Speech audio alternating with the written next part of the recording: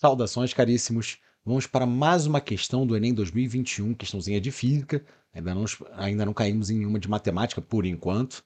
E, de novo, né, a gente está pegando uma sequência agora que ela é uma sequência um pouco mais teórica. E são questões que na prova do Enem você tem que aproveitar, ou pelo menos tentar aproveitar, para usar um pouco menos de tempo, né? Por que isso? Lembra que o Enem, mal ou bem, acaba sendo uma corridinha ali, uma média, né, de tempo por questão relativamente pequeno. E aí, como a gente fala de média, então se em algumas questões você vai gastar um tempo maior, né, faz-se necessário que você, em outras questões, gaste um tempo menor. E nessas questões que são um pouco mais teóricas, né, é uma oportunidade, não estou dizendo que é sempre, tá, Cris? Às vezes você vai ter que matutar um pouquinho mais, refletir um pouco mais, mas é uma oportunidade para você, de fato, resolver uma questão de maneira um pouco mais rápida e, dessa forma, conseguir ali atingir a média que a gente busca para que você termine a prova com tranquilidade, marque ali as bolotinhas de maneira mais tranquila, enfim, é esse o processo. De qualquer forma, vamos a ela, vamos dar aquela revisada. Lembrando que aqui a gente acaba gastando um pouco mais de tempo, melhor, investindo um pouco mais de tempo, porque a gente gosta de revisar, fazer aquela revisãozinha gostosa, mas, enfim, na hora da prova, óbvio, você não precisa revisar a matéria. Tranquilo, queridos? Bom, de qualquer maneira, vamos nessa, vamos estudar. Na cidade de São Paulo, as ilhas de calor são responsáveis pela alteração da direção do fluxo da brisa marítima, que deveria atingir a região de Mananciais. Mas, ao cruzar a ilha de calor, a brisa marítima agora encontra um fluxo de ar vertical que transfere para ela energia térmica absorvida nas superfícies quentes da cidade, deslocando-a para altas altitudes. Dessa maneira, há condensação e chuvas fortes no centro da cidade, em vez de na região de mananciais. A imagem apresenta os três subsistemas que trocam energia nesse fenômeno. Então ele apresenta ali para a gente, queridos, na questão, né? Ó, o Sol, a tal da brisa marítima que ele comenta pra gente, e a ilha de calor, que nada mais seria do que a própria cidade, né? Enfim, tranquilo, de boa. Queridos, a gente vai até revisar coisas a mais, coisas além, mas eu acho que por enquanto deu para entender, né, o que ele falou pra gente, ó. A ilha de calor, que seria a própria cidade, cara, tá absorvendo calor, né? O concreto, digamos assim, tá absorvendo calor. E aí, quando vem a brisa marítima, teoricamente ela encontra como se fosse, entre aspas, tá, queridos, uma barreira, né? Que faz com que essa ilha de calor, ela forneça energia para a brisa, que a princípio está numa temperatura menor, e com esse fornecimento de energia, a temperatura vai tender a aumentar, e quando a temperatura tende a aumentar, a densidade do ar, né, ela diminui. Então ele tende a subir. É aquela velha ideia, né? O quente tende a subir, o frio tende a descer. Né? É o fluxo, enfim, eu não posso falar o nome ainda, porque senão já vou dar muita resposta. Mas é isso, é um fluxo que vai acontecer ali, uma troca de calor que vai acontecer que faz com que essa brisa marítima acabe subindo, né? E não chegue efetivamente a ilha de calor de forma que você pudesse resfriá-la. Né? É mais ou menos essa a ideia. Tranquilo? Ou melhor, de forma que você não sente aquela brisa, né? Resfriar ela vai acabar resfriando um pouquinho porque ela vai estar absorvendo calor. Mas eu digo que para a população que está ali naquela região, ela não vai sentir o ventinho, não vai ter aquela sensação térmica de frescor. Tranquilo? Bom, continuando. No processo de fortes chuvas no centro da cidade de São Paulo, há dois mecanismos dominantes de transferência de calor. Entre o Sol e a ilha de calor, opa, então, ó, o primeiro processo que ele traz aqui pra gente, ó. Entre o Sol e a ilha de calor, e entre a ilha de calor e a brisa marítima. E aí tem lá a fonte, né? Viveiros ilhas de calor afastam chuvas de represas e tal, enfim. Isso aqui foi feito num contexto, né, daquela forte seca que a gente teve, um grande período sem chuva, teve que fazer racionamento e tal. Enfim, é essa a ideia. Bom, queridos, ele quer saber da gente então, né? Quais são os processos que rolam aqui? Vamos lembrar aqui rapidamente, primeiro, quais são os processos, né? Então, processos de troca de calor, vou botar aqui. E segundo, como é que funciona essa questão da brisa marítima? Enfim, tem uma outra brisa que o pessoal chama de terral, né? A gente vai comentar daqui a pouquinho aí. Enfim, primeiro vamos lembrar os processos. Né? E aí, senhores, quais são eles? Vocês lembram? Fala um de cada vez para não ficar esse tumulto todo, né? Porque senão eu não vou entender direito. Fala aí, o primeiro, queridos. Isso, José, boa, garoto. Primeiro que a gente lembra aí é a condução. O que mais? Fala. Muito excelente, Beatriz. Temos também a convecção. É. E por fim, nós temos a fala. Isso, Catarina, excelente. A radiação ou irradiação. Vou botar aqui, ó. Irradiação. Ok? ou radiação, tá, queridos? E aí vamos dar uma lembrada aqui como é que funciona cada um deles. No caso da condução, eu acho que é o processo teoricamente mais comum da gente perceber no dia a dia, que é, por exemplo, quando você bota lá a sua panelinha, né, no fogão para ferver uma aguinha, fazer um macarrãozinho, um miojo, alguma coisa do tipo, né, ferver ali uma batata, um ovo, por que não? Enfim, botou lá a panelinha, botou a água, botou para esquentar, tá lá. Quando você vai pegar na alça da panela, né, ou enfim, no braço da panela, você percebe que o braço ele esquentou também, né? E aí, como é que tá funcionando isso? Você está tendo calor sendo conduzido. Ó, galera, eu vou botar no rascunho aqui, mas juro que eu vou apagar rapidamente, tá? Então tem lá a panelinha aqui mais ou menos, tá? E o bracinho da panela aqui, né? A alcinha da panela, enfim. Tal. E aí você botou ela lá no foguinho foi esquentando esse pedacinho aqui, ó, o calor vai sendo transmitido, né? Na verdade, o que acontece é que as moléculas vão se agitando mais e vão colidindo uma com as outras, e aí a partir dessas colisões você vai conduzindo o calor até o bracinho, né? De forma que quando você bota a mão aqui, você sente que ele está mais quente do que estava outrora, né? Do que estava antes. É claro que se aqui for tudo de metal, você vai queimar a mão, né? O normal é você ter aqui um material que seja menos condutor térmico, de forma que você consiga ali segurar com mais tranquilidade. Então esse é o primeiro processo, condução. Beleza. Segundo processo, convecção. Queridos, esse aqui está muito relacionado à questão das geladeiras, né, e tal, que a ideia é que você tem o ar frio tendendo a descer por ser mais denso e o ar quente tendendo a subir, né, por ser mais frio. Falei o contrário. Queridos, o ar quente tendendo a subir por ser mais quente, né, ele fica menos denso, e o ar frio tendendo a descer porque ele fica mais denso, né? Enfim, rolou uma embananada total. Então vamos supor que a gente tem uma massa de ar, né? Bota lá, ar frio e uma massa de ar quente, né? Aqui. Tá aqui meio que junto, tá, queridos? Ó, ar quente. Beleza. Então, o que que a gente está comentando, né? Que como aqui no ar quente as moléculas estão mais afastadas, as moléculas estão mais agitadas, então elas tendem a se afastar mais, ele fica menos denso, ele acaba tendendo a subir, né? E no caso do ar frio, né, como as moléculas estão mais próximas, mais juntinhas, esse ar frio, perdão, tende a descer. E esse fenômeno, né, a gente chama ali de fluxo convectivo. Né? É isso.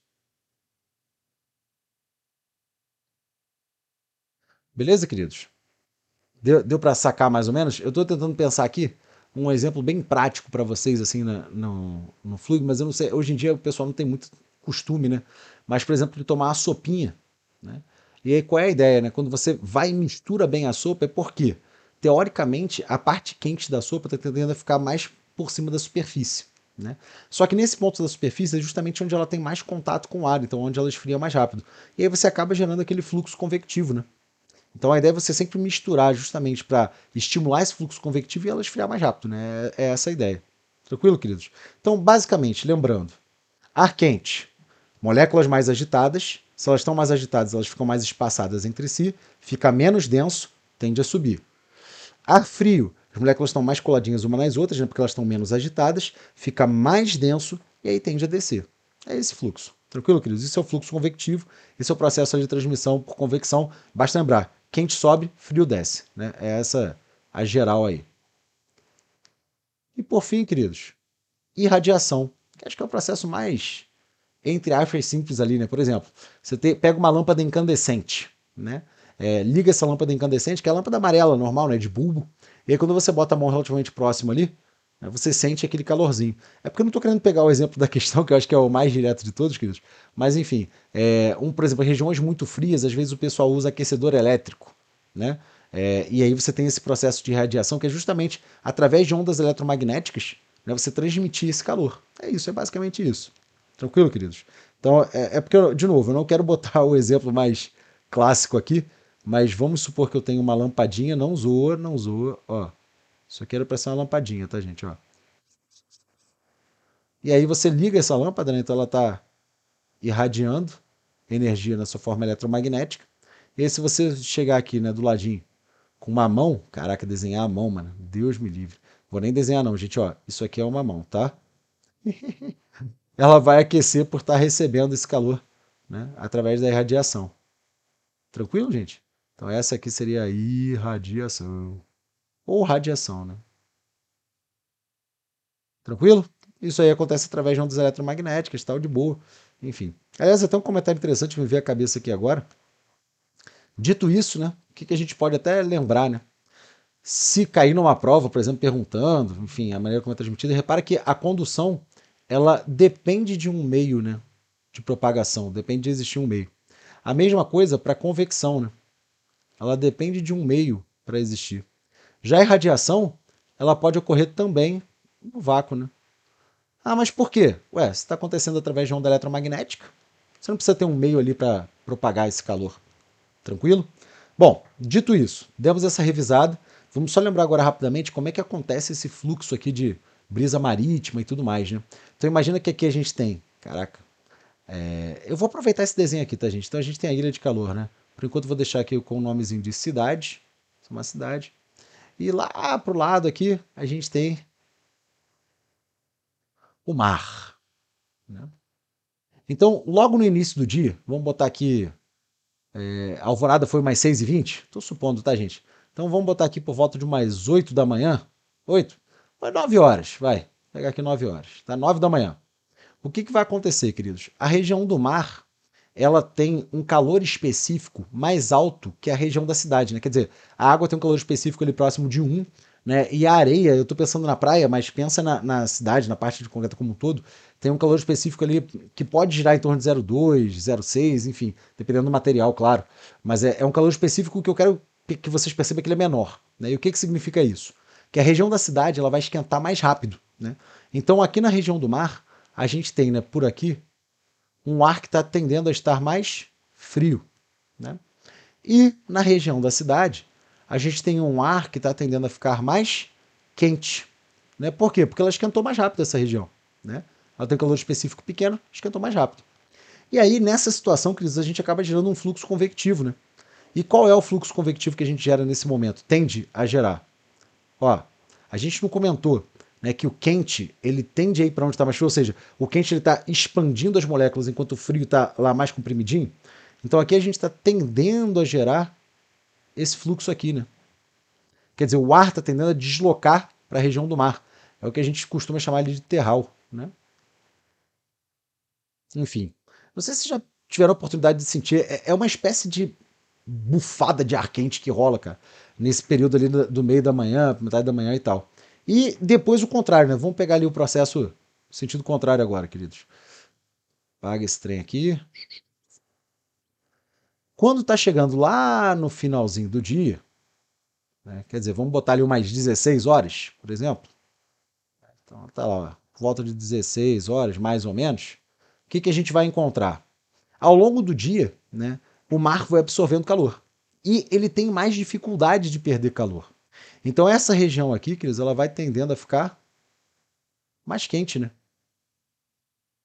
Tudo bem?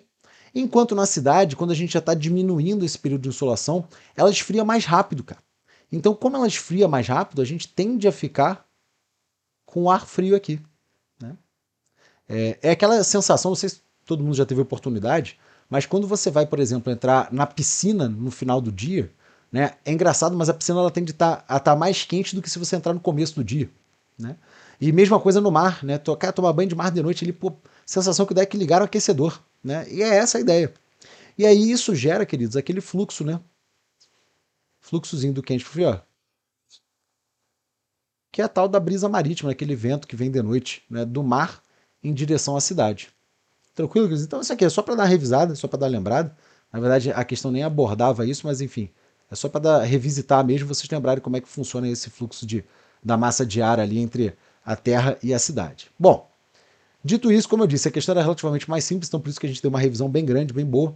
E o que ele pergunta para a gente no final das contas que a gente teria que lembrar é, ó, primeiro, em relação ao que rola do Sol para a ilha de calor, e depois ele pergunta em relação ao que rola, ó, da ilha de calor, né, em relação à brisa marítima. Tranquilinho? Bom, queridos, vamos lá. Sol para a ilha de calor. Como é que o Sol está mandando calor para essa região aqui, ó? Galera, como a gente disse, né? O Sol não está lá longeão, está no vácuo. Então a gente só tem um processo possível de estar acontecendo aqui, que é a famosa irradiação. Enfim, aí a gente já deu a revisada, já está mais tranquilo da gente visualizar, né? Então o Sol está mandando energia, né, para a ilha de calor através da irradiação.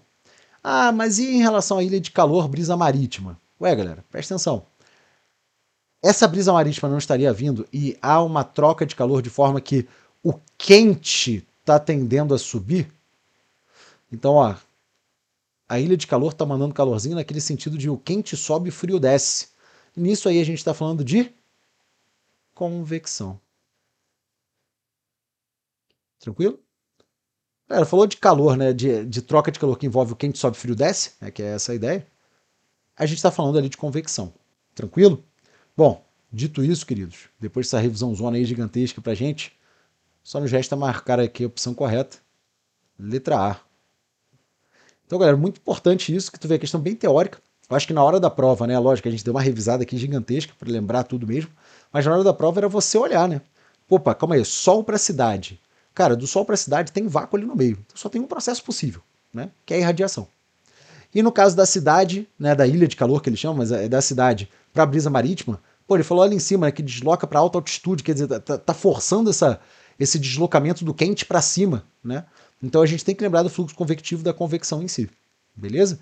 Então era marcar a letra A, partir para o braço e, como eu disse, tentando economizar o máximo de tempo possível para que vocês na hora da prova não fiquem apertados com esse tempo aí.